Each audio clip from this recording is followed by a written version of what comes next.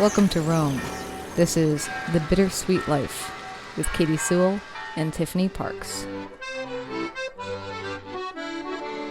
Hello, this is The Bittersweet Life. I'm Katie Sewell. I'm Tiffany Parks. Tiffany in Rome, Katie in Seattle, and Tiffany with a bit of a cough today. If you've listened to the show all year of 2025, you've heard Tiffany coughing before because you had bronchitis earlier in the year, and now it seems to be back. Like a nightmare from your past, back again. Yes. But with a good reason, at least. You just got back from actually taking a vacation and perhaps ran yourself a little ragged and ended up sick. But we are here to hear about all your misadventures because you said it was a, what? What was the word comedy you of used? errors A is what I comedy said. of errors, yes. And so I have heard nothing, and I am desperate to find out. So where would you like to begin with this roller coaster ride that you've been on? Well, to introduce the trip, it was a trip to mostly Paris and Disney Paris and a nearby little town of Chartres, but mostly Paris. It's a place where I've been many times. I counted how many times I'd been to Paris, and I think this is the sixth or seventh. Wow. And one of those times I was there for a month, living in an apartment and going grocery shopping and stuff. So I feel like I should know Paris really well, but it's been a long time. The last time I was there was, I think, 2005. So even though I've been many times, it's been a long time since I've been. Well, I have to So, interject one thing because I did mention to Derek that you had gone to Paris Disneyland, and yeah. I believe he said some, or maybe I mentioned it to another friend of ours. I forget, but whichever one of them it was, they said they can't not even picture you at a Disneyland. Oh So, my God, I love Disney. I was so excited. I felt like Claudio and Aurelio were not as excited as I was. who knew? I loved Disney. I'm not a Disney person. Like, I'm not one of those adults who goes to Disneyland all the time. And I'm not crazy about the movies, although I enjoy them, but I don't go crazy about it. You I don't don't have collect posters in your Disney, room, yeah. but I like the rides and I like the atmosphere once in a while. Like, it has to be something rare and special, I Yeah. think. I mean, but just last thing about Disney, I have been wanting to take my son to Disneyland for so long. And every time we go to LA, I'm like, Claudio, let's go to Disneyland. He's like, no, no. He's like, he's never been. Like, he has no idea. And then when we were in Tokyo, I was like, can we go to Disneyland? He's like, are you crazy? We're not in Tokyo to go to Disneyland. I went So to finally, Disneyland when I was in Tokyo. did you? I did. Yeah. I kind of would like to. If we go back, I want to go. Yeah, it was Anyways, pretty fun. Disney aside, Okay. I made a couple of mistakes when I was booking this trip, and I'm just shocked at myself because I'm a pretty experienced traveler, and I've traveled a lot in my life and done a lot of solo traveling or traveling where I'm the one who's doing all the planning, and I actually plan, people's travel to Rome anyway for a living. And so I feel like I should have done a better job with this trip. Okay. And I will give myself the excuse that the trip was last minute. We had been planning all year to go to the States over Easter. And for a number of reasons, we changed our plans. And so we kind of decided last minute to go to France instead. So A, I had less time to plan, and B, to put it mildly, there was a lot of disagreement between me and Claudio about details of this trip. But I had the entire burden of actually planning it. Yeah. So Claudio, your husband, just for my those of you who husband. don't know. Yes. Yeah, I feel like there are some couples out there where the wife does everything and the husband's just along for the ride. There are other couples where they really both plan together. And either of those would be fine with me. My situation is I do all of the planning, but I also have to take into consideration all of his requests, which are many. So so that's just to give myself a little bit of a break from feeling too bad about the mistakes that I made. And I should say up front that pretty much everything worked out. Okay. But one of them wasn't really a mistake. It was an oversight. I booked tickets to go to the top of the Arc de Triomphe on our first night in Paris. We spent the first 2 days in Disney. The first 2 days and one night we were at Disneyland. We went straight from the airport.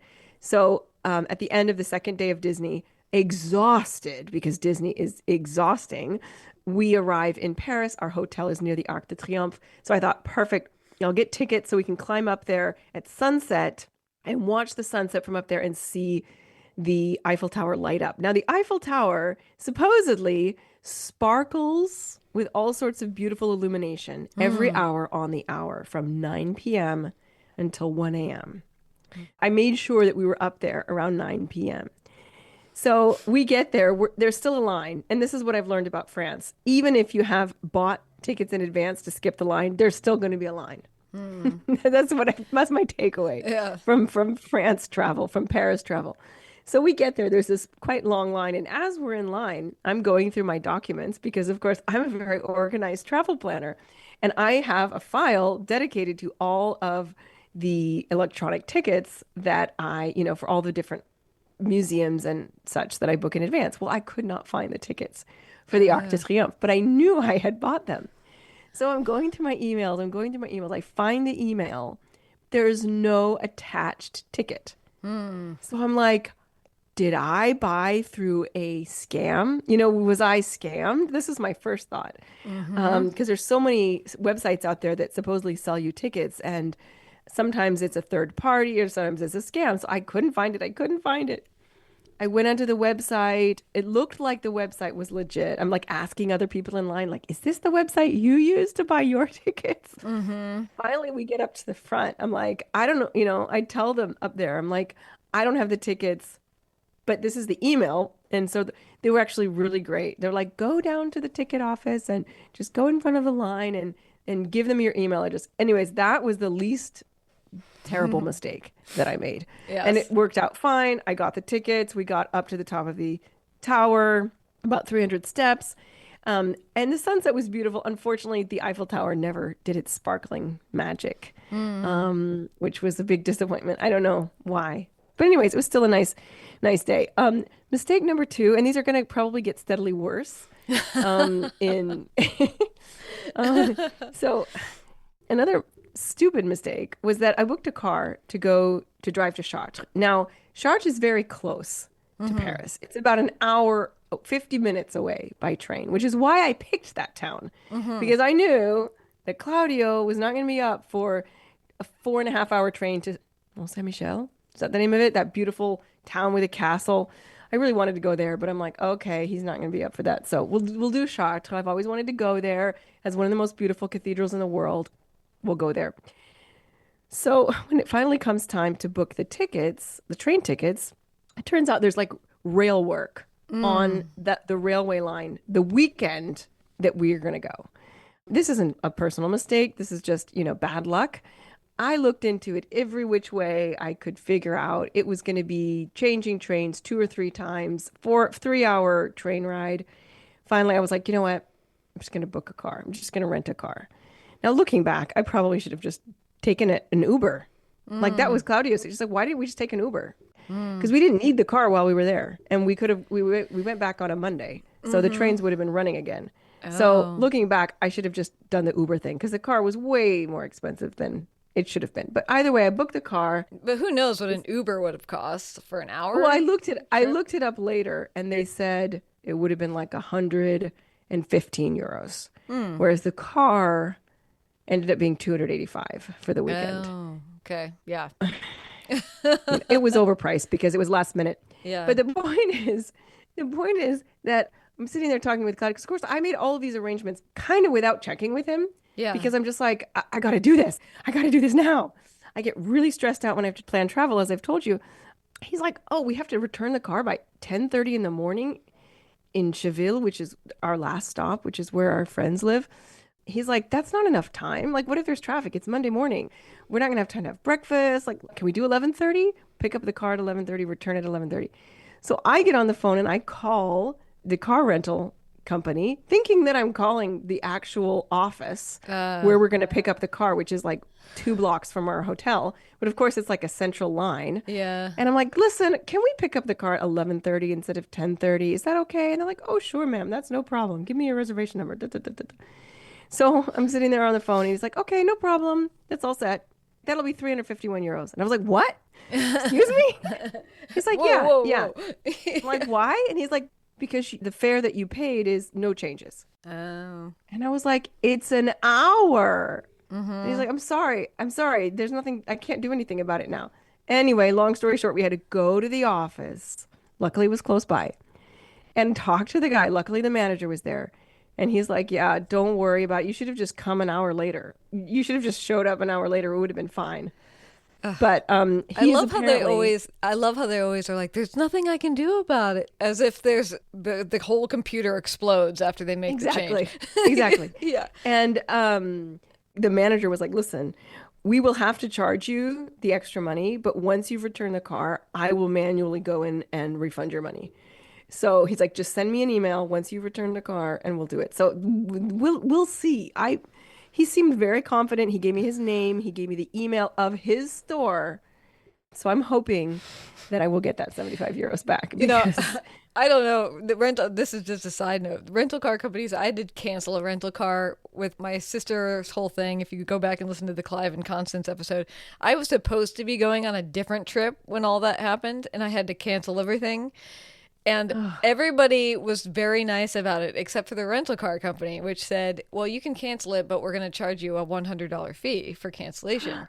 And I said, but why? It's 2 weeks out. It's not like you have the car sitting there and I'm calling you in the morning. Like, why is there a fee? I'm giving you plenty of notice. You don't even have the car yet, you know?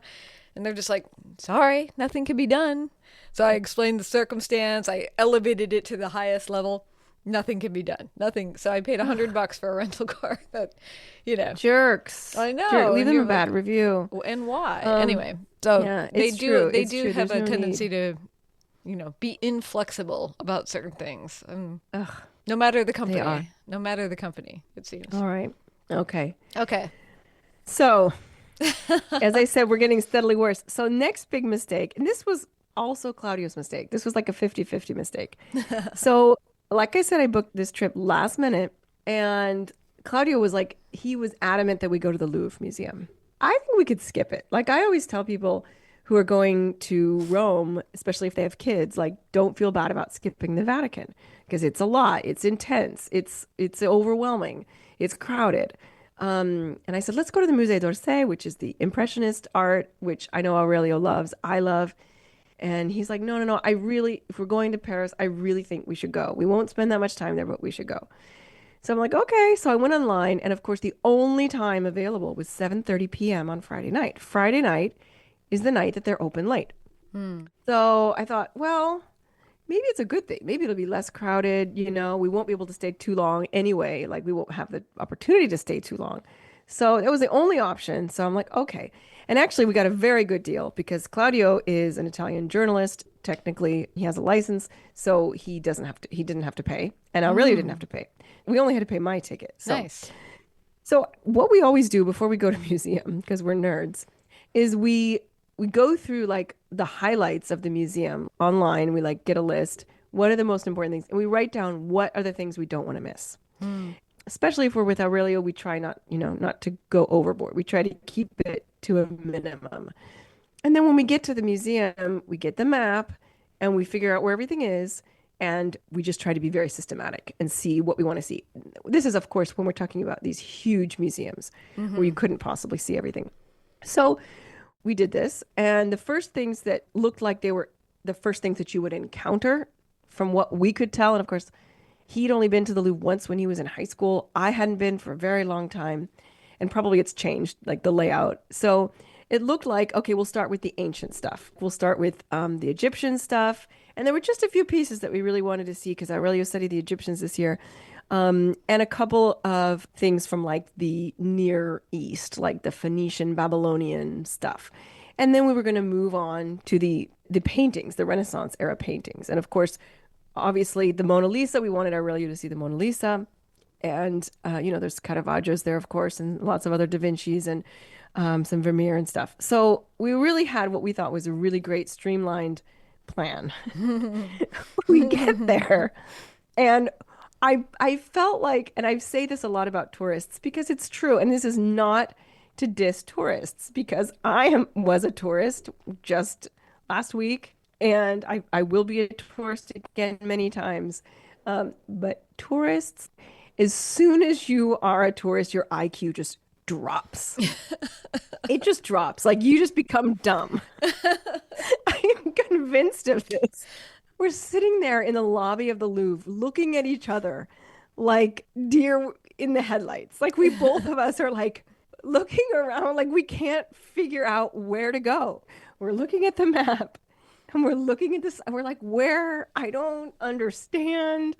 Because what we realized later is like the Louvre has these two huge wings because it's this huge palace, right? There are these two huge wings and they're all the way across a massive courtyard from each other. But when you go in the middle. You go down underneath the glass pyramid. And so you're in this underground space that's like underneath. And so you see signs to one wing and you see signs to the other wing.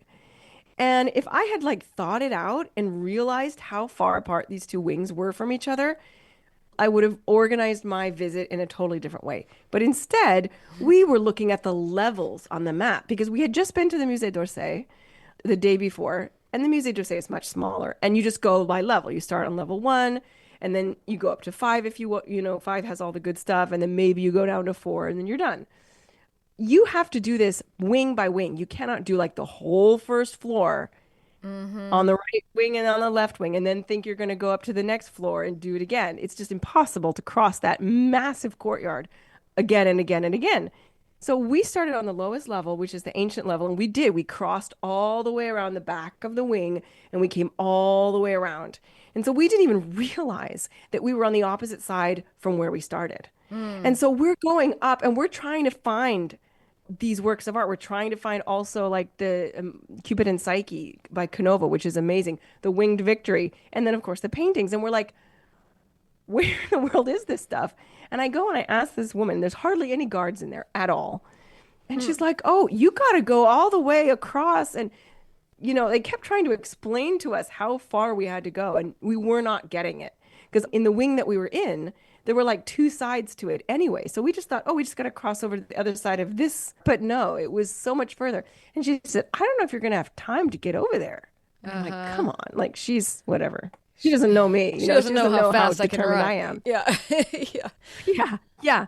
So we walk down and we're like, okay, we're trying desperately it's finally starting to dawn on us, these two different wings, because one is called the Richelieu wing and one is called, I think, like the Denon, something like that. And it's finally starting to sink in. And just as it starts to sink in and we're starting to sort of make a new plan, it's like ding, ding, ding. Dear visitors, the Louvre will be closing in 15 minutes. Oh, And no. we're like, what? It was 8:30, Katie. It was Oh, wow. 8:30. And all you've So seen is the ancient stuff. yes, yes. And Claudio, and I forgot to mention this, Claudio looked up the closing time before we went. He's like, what time does it close? If we aren't going in until 7:30, like what time does it close? And he looked it up, and of course it was not the official website, and it said 10 p.m. Well, it's actually 9 p.m. and you got to be out by 8:45. Like 8:45, they start kicking you out and they don't let you in the wing. And so it was 8:30. I started running. Claudia's like, no, we got to go to the coat check first because if we don't pick up our stuff, they're not going to let us. And my purse was in there. So I'm like, I run to the coat check and I grab all my stuff and I run over it. I finally figured out where I had to go. It was like the last moment I figured it out. And I got to the other side where you have to put your ticket back in or you have to have your ticket rescanned because it's a totally different wing. And she's like, I'm sorry, ma'am, but it's closed. I'm like, can I just show my son the Mona Lisa? She's like, no, it's not like I can't let you in anymore. They've closed the exhibit. And it was such a horrible moment of failure for me. Because I feel like I know museums. I'm a museum person. You've worked in them. Your husband works in them. Yeah, I mean, like, we are good at museums. Like, we make the plan of attack. We don't waste time. We know what we want to see. We inform ourselves. And I feel like I am just good at museums. And to fail so spectacularly, first of all, in a place that I've already been, that I feel like I should have some understanding of, and a place that's so important. These are some of the most important works of art in the world. And now my son's gonna come back to school and his teacher's gonna say, "What did you see at the Louvre?" And he's gonna say, "We missed the Mona Lisa." But he doesn't I'm necessarily trying to know. laugh about it. He doesn't necessarily He know, does. though. He does. Look, Aurelio is the type of child who will make the best of every situation. He's so sweet that way. Like, he'll always be like, "Oh, don't worry, Mama. Like, I didn't really care anyway." He'll always say stuff like that. But I know that deep down, his little digital camera, the battery is not holding up very well. And so, he was taking pictures of some of the stuff he saw, he was super thrilled about because he had learned about it at school, like the Code of Hammurabi and some other Phoenician stuff and some Babylonian stuff. But he saw at one point that his camera was low on battery. And he said, "Mom, can I use your phone? Because I want to save my camera battery for the Mona Lisa." Oh. So I'm like, I know he's telling me he doesn't care, but I know he does care. But he is a kid and he is very resilient like all kids are, and he's not crying about it. I'm sure it upset me much more than it upset him. But the truth is we will be back. We You will redeem this. Yeah. Oh God, yes, we will definitely come back. And what we'll do is, and I almost bought tickets again. Like if I had been able to convince Claudio, because our flight out was not until 5 p.m. on the day we left. I said to Claudio, "Let's see if there's tickets that morning." And there were, strangely. I don't know why I didn't, there weren't tickets maybe they release tickets like the days in like the last few days. They probably do. But I said, "Look, there's 9 a.m. tickets. We could go again. It's only going to cost me my ticket. Let's just go again." And he wouldn't agree to that. Uh-huh. But it was probably for the best because I was getting sick and I was so exhausted that day and didn't realize how sick I was. But I would have gone back. But we will go back and we will just go to the other wing where the paintings are. Okay. But yeah, that was probably for me like the most disappointing thing of all. But we're not done yet, Katie. There's one more mistake. Okay. There's one more mistake. And before we hear about that next mistake, let's quickly talk about a trip that would not be a mistake at all. Hear me out. What if your next trip was to Rome? And that trip wasn't just another getaway. It was the trip that you talk about for the rest of your life. Join the Bittersweet Life podcast in Rome this fall, October 5th to the 11th, for a journey unlike anything else. There are only 8 rooms available in a gorgeous hotel. 5 mornings of immersive walking tours that reveal a Rome that most people never see, not even the locals. And even more fun, you'll explore the city side by side with us, the hosts that you already feel at home with. I promise you this is not a typical vacation. This is a rare chance to say yes to wonder and connection and to experience something that is truly unforgettable. But spots are disappearing. Don't just think about it. Come with us. You'll find information at our website, thebittersweetlife.net, or just send us an email, bittersweetlifepodcast@gmail.com, and we'll tell you all about it. Come with us. Spots are disappearing. October 5th to the 11th, 2025. Rome, like you'll never forget. It would not be a mistake. But now, let's get back to the mistakes that Tiffany made. I told you we went to Chartres. We booked 2 days in Chartres over the weekend. Yep. And it was such a beautiful hotel and it was relatively reasonable. So I booked a suite. And I never book suites, but it was so beautiful. The photos were so beautiful. And it wasn't that much more money than like the family room, which is anyways a large room. So I thought, it was maybe like $20 more a night or something. So I decided to book the suite. I was so excited. So we get there and we're about to check in. And the woman looks at me. She's like, "Oh, madame, your reservation, it's for last night and tonight." Oh, no. And I was like, Oh, no. yeah. Oh. No, after hearing this, nobody is ever going to contact me to plan their trip again. I swear. I do better when it's not my trip. I do That's way, true. way better. And when you don't have like your husband breathing over your shoulder. as Oh you my put God. Things together. So I was like, "That's not possible." I was like, "That's not possible. There must be a mistake."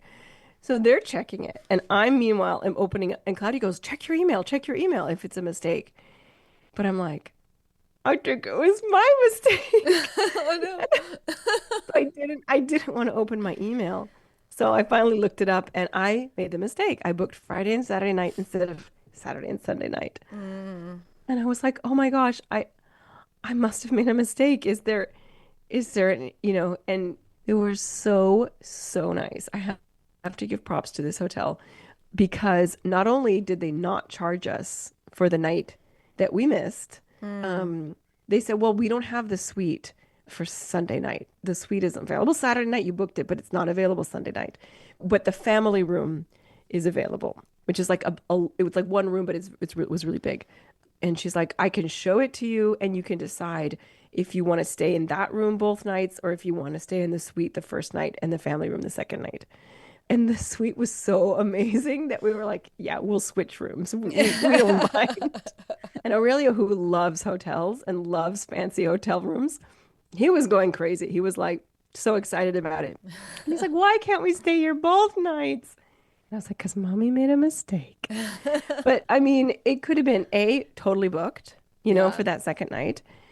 Or it could have been that, they charged us a third night. I mean, it could have been a bad situation. Yeah, for sure. So everything, like I said, everything, with the exception of missing half of the Louvre, everything pretty much worked out anyway. But I just felt like, oh my God, what is wrong with me? And I happened to see last night, I was scrolling on Instagram and I saw this reel and it said, if you're ever having a bad day, just know that at the Vienna airport, there is an office that is dedicated to people who have flown to Austria mistakenly, meaning to fly to Australia. Oh no. And I thought, it could be worse. It could be worse. That is bad. I was thinking you were going to say people who had flown there thinking they were going to Venice, but Australia is even worse. That's even worse. Yeah, that's even worse. And actually I knew a guy who was from New Zealand who went to a call. I don't know if he called a travel agent or what, but he was booking tickets to Auckland, in New Zealand, but she did not understand and she booked tickets to Oakland, California. Oh goodness. And he was like, "Wow, this price is amazing," because it was from Rome. Like, wow, that's an amazing price for the tickets. And I think he figured it out in time, but that would have Oh been my gosh, bad. yeah. Nothing worse than showing up in Oakland when you think you're going to New Zealand. Right? So, Oh, so anyways, that is my comedy of errors. That is my wow. misadventure. Now, there are lots of wonderful things that happened on that trip. I mean, amazing serendipitous things like I wanted to take them to Notre Dame because it's been recently, Yeah. the restoration has recently been completed. And I know that it's very difficult to get tickets and they only become available a couple days before and they usually disappear. They're free, but they disappear very, very quickly and you have to wait in a very long line. And so I went online a couple days before we were planning to go and they said because of the death of the Pope, there's no reservations. If you want to visit, you have to just line up. I knew after waiting in all those Disney lines, we weren't going to be lining up. But we happened to be in that area one particular day, and the church bells were just ringing so long. I'd never in my life heard church bells ring for such a long time. And so we sort of wandered over onto the island where Notre Dame is, and we saw this massive line of people, folding back on itself many, many times to get in, which of course we were not going to wait in. And Claudio just went up to the guards and showed them his ID from the Vatican and said, we want to go in to pray, which, we are Catholic. So, we did pray. But she kind of pushed back at first and he kind of insisted. And so she let us in and we just walked straight inside and we didn't realize, but they were just starting a Requiem Mass for the Pope. Mm. And it was entirely sung. Wow. And so we found seats and we actually stayed for the whole mass. It was amazing. It was wonderful. That's So we great. had some very lucky moments like that. And we did some really fun, sort of out of the ordinary things that I don't know that I would have sought out. And so, yeah, it was definitely a good trip. It was cold the Mm. first week because So we were there for about 10 days, and it was very, very cold. And I was not dressed properly. And I know you don't believe it, Katie, but I know that has something to do with why I got sick. Because it was very cold and windy, and I did not have a warm coat on. Oh, okay. The forecast was absolutely bleak, but it ended up being not as bad as it could have been. Yeah. I mean, it sounds pretty good. And even your mistakes, I feel, were not like catastrophic mistakes. So, but no, they weren't catastrophic. And they're definitely things that even now I can look back and laugh at. Even only a couple of days later, I'm already laughing about it because, I mean, it is funny. A lot of it is just really funny. Yeah. Well, I'm glad you're back. If you want to hear the very interesting reason why Tiffany and Claudio and Aurelio chose not to go to the United States as they originally planned this year, you're going to have to go join us over on Patreon, where we talk about that in answer to a direct listener question. It's a very interesting answer, I thought. But yes, you can always find us and support the show. Keep this little show alive and running. Patreon.com/The Bittersweet Life podcast. We talk about that amongst a huge variety of really interesting things, questions that listeners submitted. Over on Patreon, we let people ask us whatever they want. It doesn't have to be in the purview of travel or Rome or expat life or anything like that. They can just say whatever, and we answered their questions over there, and it was a lot of fun. So if you love this show, help support it. There's a link in the show notes, and I guess we'll leave it there for now. And until next time, this is The Bittersweet Life. I'm Katie Sewell. I'm Tiffany Parks. Join us again. Bye. Okay, hi, this is Robin. My first time to Rome, and I feel so lucky that I got introduced to Rome through Tiffany and Katie, because they love this place so much, and it shows through in everything that we've done this week. And I feel I know Rome in a way that most tourists never will. And this has been the highlight of my year so far.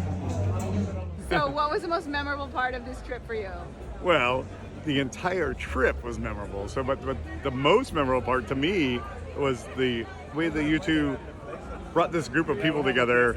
By the end of the trip, everybody loved everybody. Everybody learned so much. And more importantly, everybody learned what they wanted to learn more about. So if you have an opportunity to come on this trip in the future, do it, because it's like you'll get a great overview. You'll get a great experience in Rome, and then you'll figure out all the things you want to see more of. Literally, I think that is the greatest thing about this thing, is just the people and the way that Katie and Tiffany have crafted the trip, and their expertise and their genuine friendliness and the knowledge that Tiffany has for as a guide is just it's amazing. So you definitely should be coming to the trip if you can. Miss Catherine, I came on this trip not knowing what to expect at all. It's exceeded my expectations by a million miles. It was emotional. It just exceeded my expectations, but really it took me by surprise about how emotional and how fun it was. And I met such a group of lovely people, and we had a great time all together, and I highly, highly recommend doing this trip. Don't miss your chance to explore the Rome most tourists never get to see by coming to Rome with us. This October 5th to the 11th, 2025, we'll take you through the history, art, and stories of Rome in a way that you will never forget. Visit thebittersweetlife.net for more information, or email us at bittersweetlifepodcast@gmail.com.